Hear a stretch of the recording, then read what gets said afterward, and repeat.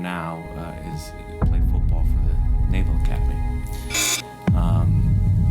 The daughter who died was a college graduate, had her first job in New York, professionally doing well.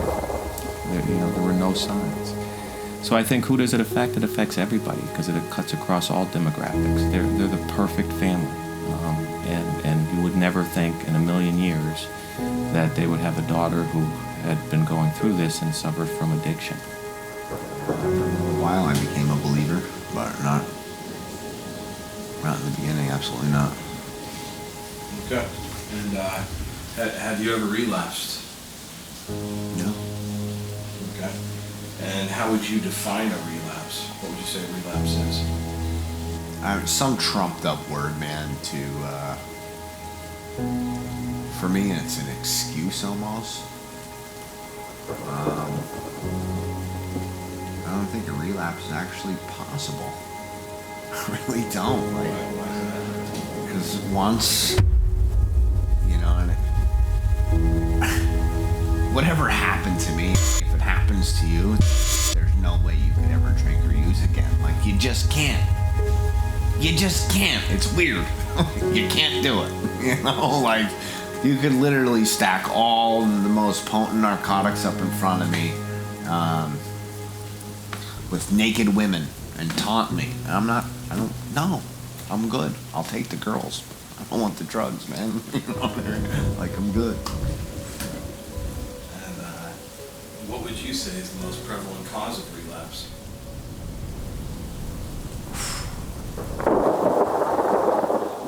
Misinformation. Here in the U.S., the epidemic of addiction to opioids, including heroin and fatal overdoses here in the state in the first 6 months of this. 17 in Luzerne County is likely to set a record in the number of drug overdose deaths. Numbers released earlier this week show the opioid crisis. Witnessed their mother overdose and die right in front I'm here to announce additional steps that we're taking as part of our nationwide initiative to address the opioid crisis. Would you say that there are a lot of widespread misconceptions about addiction? My reaction to the question probably answered it. That resulted in the arrest of 151 people.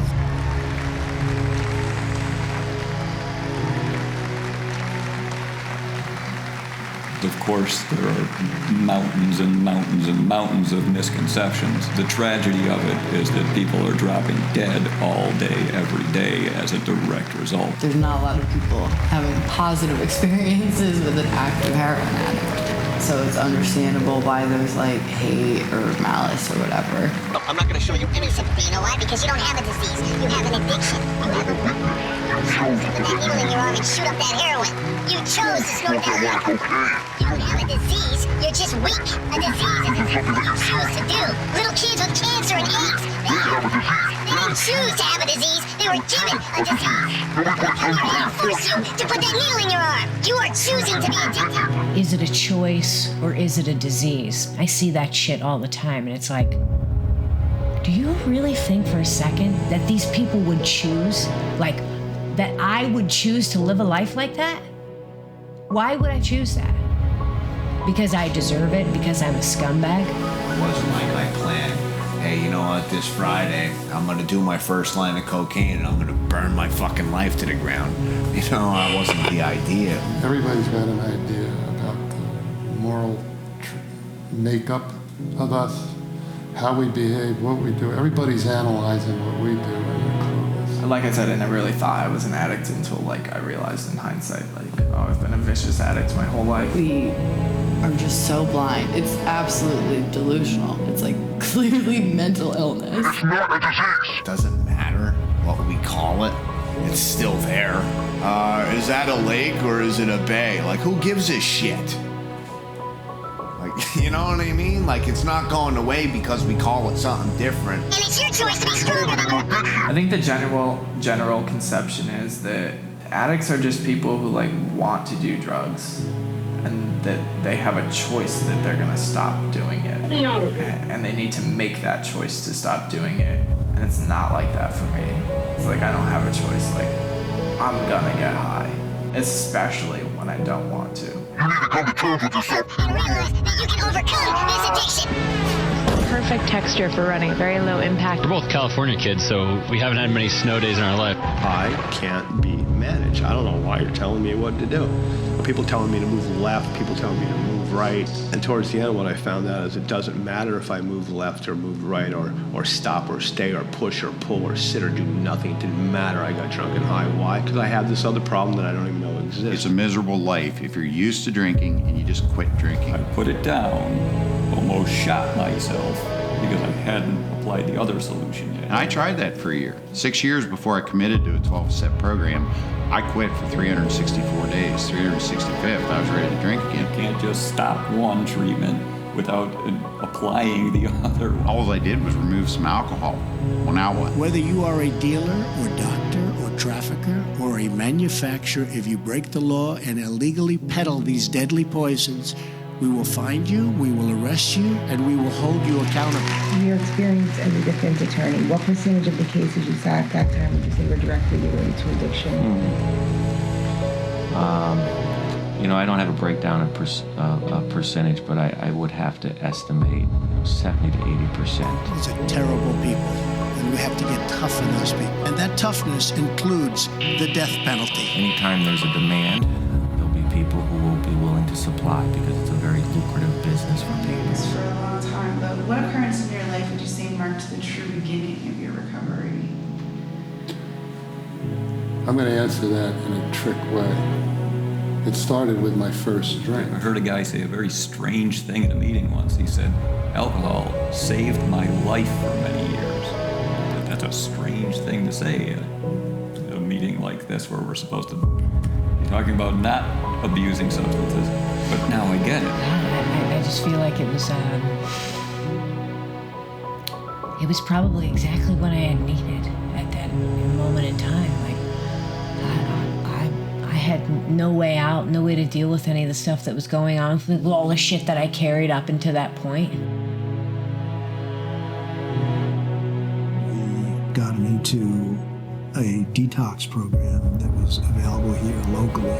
So we thought that things were going in a good direction. Some of their parents have spent, upwards of, $500,000, $1 million to send their children through countless treatment centers.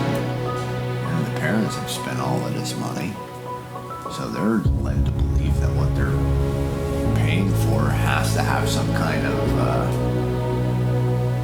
validity to it. I've been through 7 rehabs, been to 2 psych wards, psychologists, psychiatrists, psych meds. There's probably $250,000 wrapped up in my ass in trying to figure this out. And really what works is $1 in the basket of this place that I go that brings me back to good.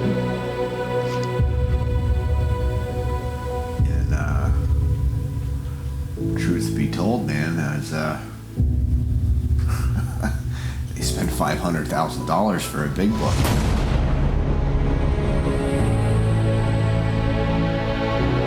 There's a group of people in this world that have come to know despair in ways that only few can ever even begin to understand. They know deeply the shame of hurting those they care for most, the anguish of failing as a son, a daughter, or even as a parent. Of consistently falling short of their hopes and dreams, or even the frustration that comes with success that still fails to provide true satisfaction. And they each of them come to know the misery of wishing for the change that their best efforts seem only to deny. They share a bond in that they have come to know darkness in the same way an infant comes to know their mother. Through the feelings of comfort that come from being wrapped in their embrace. And they learn to crave it, to chase the escape that darkness offers. The prospect of life outside that pit seems frightening. And yet, that group of depraved individuals are the few who have risen from that pit to heights beyond even their own wildest dreams or expectations. Tapping into and gaining access to a power. A power that your average man might consider too fantastic to be real. By this power, these men and women come to know a peace and joy for life that seems equally impossible. They rebuild bridges from sin. They go from dropouts to virtuosos of academia, employable to talented prospects. They're the most selfish, self-righteous, arrogant, or even codependent of us. And yet they have transformed into some of the most altruistic, loving, and compassionate human beings on this earth. They become good parents. They go from black sheep of their family to the most respected members of the social pariah, to respected members of the community, by simply walking a path to a power, a path misunderstood by most. It is a path that many of us refer to as the 12 steps.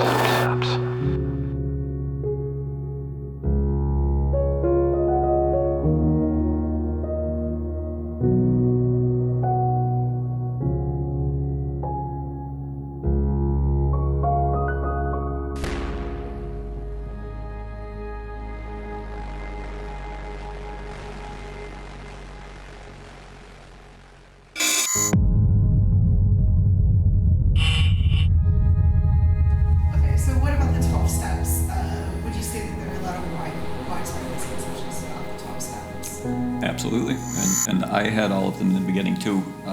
One of the things that I learned through this 12-step process, one of the most important things that I learned through this process, was to start thinking about words.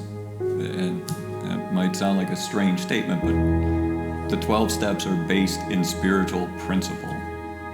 Do you know what a principle is? Most of us can use the word in a sentence, but do you really know what principle means? Principles are an abused word. You know, I happen to be a scientist. You know, we joke about that. But principle is a fact or belief that other facts or beliefs can be built upon. It's real simple. The one I always use is water. You know, does water always freeze at 32 degrees Fahrenheit? And everybody jumps, yeah, it freezes. No, it doesn't. You know, because there's another principle that needs to be established first. Sea level affects boiling points. Now, once that's established, then we can move on to the next principle, which is, you know, water freezes at 32 degrees. Gravity is a principle. What goes up must come down. How often does that fail to work? The 12 steps are in the same fashion. If you take any step further down the line, it holds no value unless the previous principle before are firmly in place. Water seeks its own level. What goes up must come down. These are principles. As long as planet Earth keeps spinning on its axis, that is going to hold true.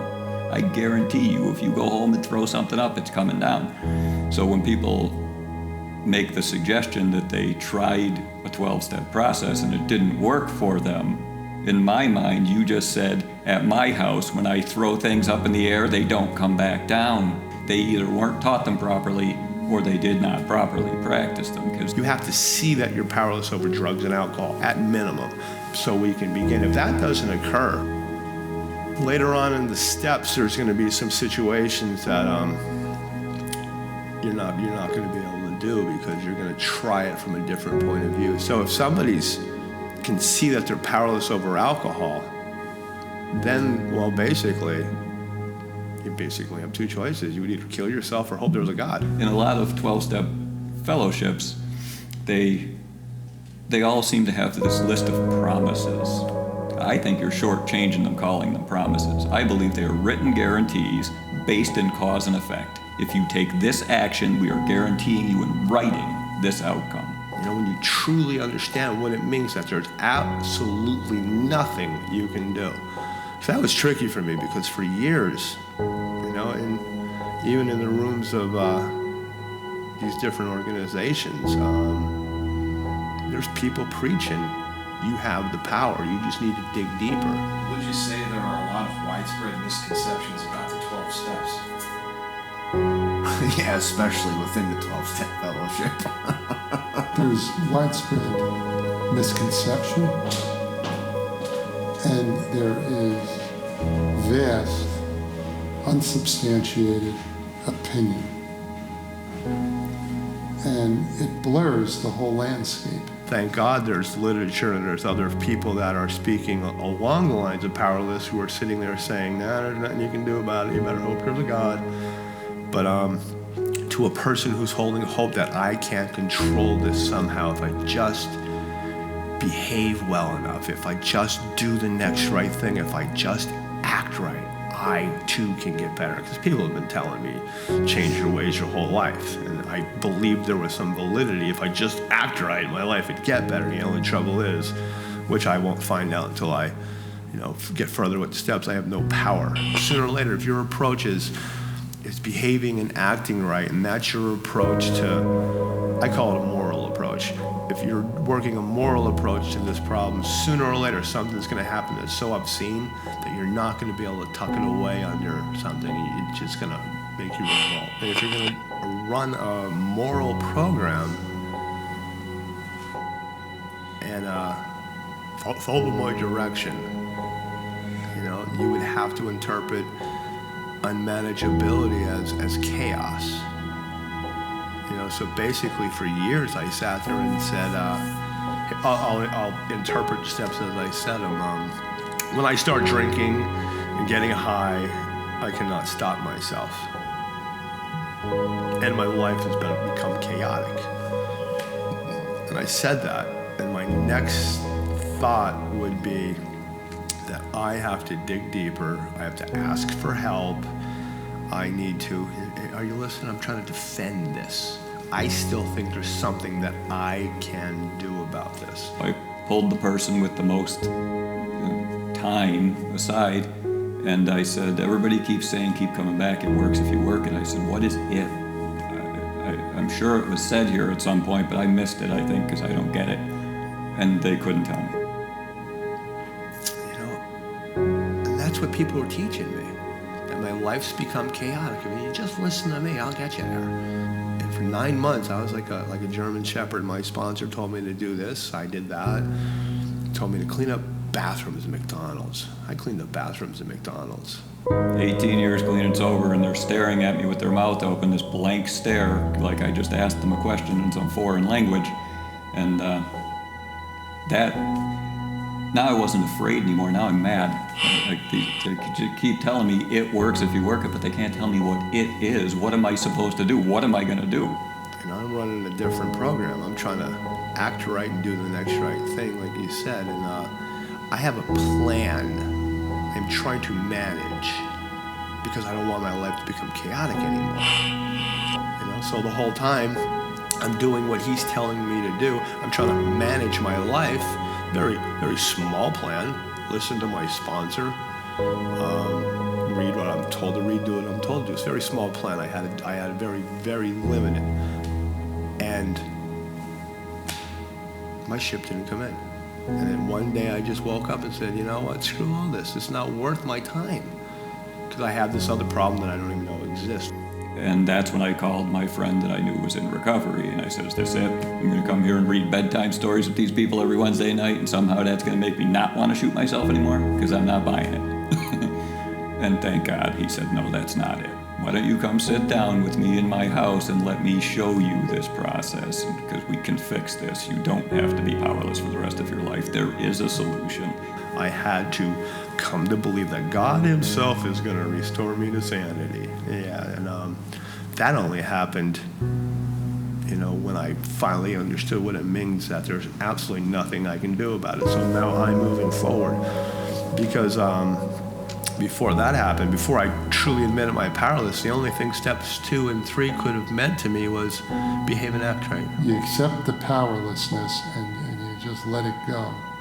And somehow doors open or light shows up and you move on, which allows you to build a faith in this process of recovery and what the 12 steps are. It's a lot more than not drinking and drugging. There's no escaping principles. The 12 steps are a set of spiritual principles guaranteed to function if properly carried out. Guaranteed beyond the shadow of a doubt.